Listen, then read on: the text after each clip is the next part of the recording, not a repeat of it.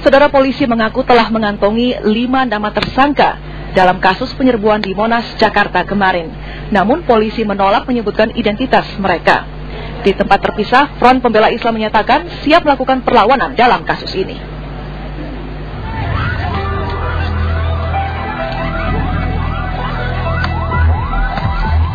Gambar inilah yang antara lain menjadi alat bantu polisi mengusut kasus penyerbuan FPI atas massa yang sedang memperingati hari lahir Pancasila di Monas kemarin. Dalam aksi ini, perempuan dan anak-anak ikut menjadi korban. Polisi mengaku telah mengantungi 5 calon tersangka dalam kasus ini.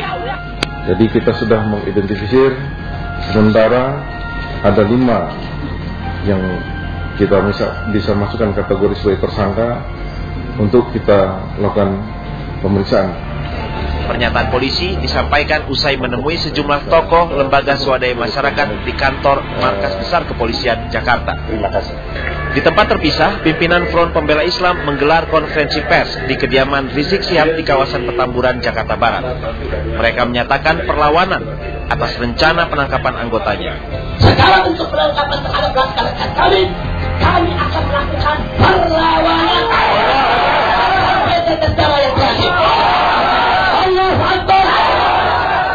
Kami menyuruhkan kepada Presiden, jangan dicuap-cuap ikut ngomong-ngomong tangkap,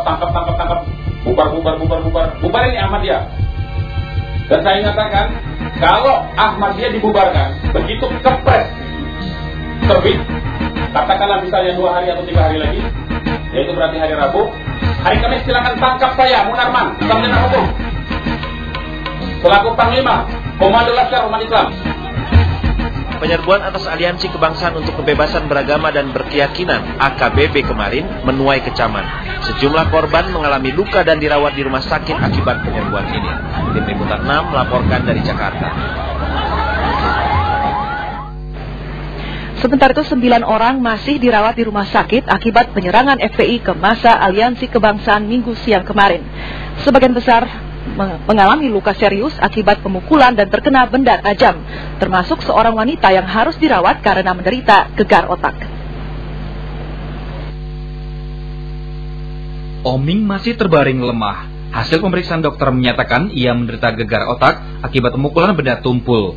Oming mengaku tidak habis pikir mengapa peringatan hari lahir Pancasila yang ia ikuti berubah menjadi penyerangan FPI terhadap massa tanpa memandang usia dan jenis kelamin.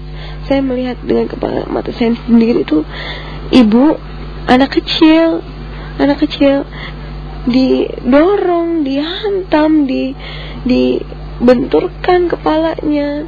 Bahkan orang yang sudah berdarah-darah pun masih tetap diancam gitu, membawa bambu.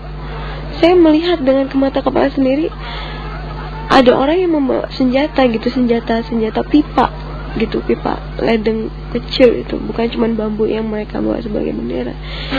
Kekerasan massa FPI ini juga dirasakan oleh aktivis Nahdlatul Ulama Guntur Romli yang menceritakan pengalamannya saat dibesuk Gus Dur. Saya sih kalau di tempat sih enggak tentu selamat ya, tapi saya lihat ibu-ibu sama anak-anak dipukulin itu, umur 3 tahun itu akhirnya saya mau ngalamin gitu terus ya, mereka ke saya, iya nggak tahan. Mungkin yang mereka semakin kalap nyerang saya itu Pak, saya kan pakai kaos Gus Dur nih.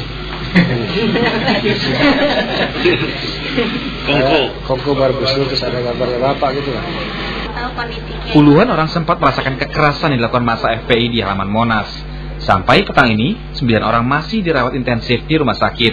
Selain mengalami luka fisik, tentulah peristiwa ini menimbulkan trauma mendalam bagi korban.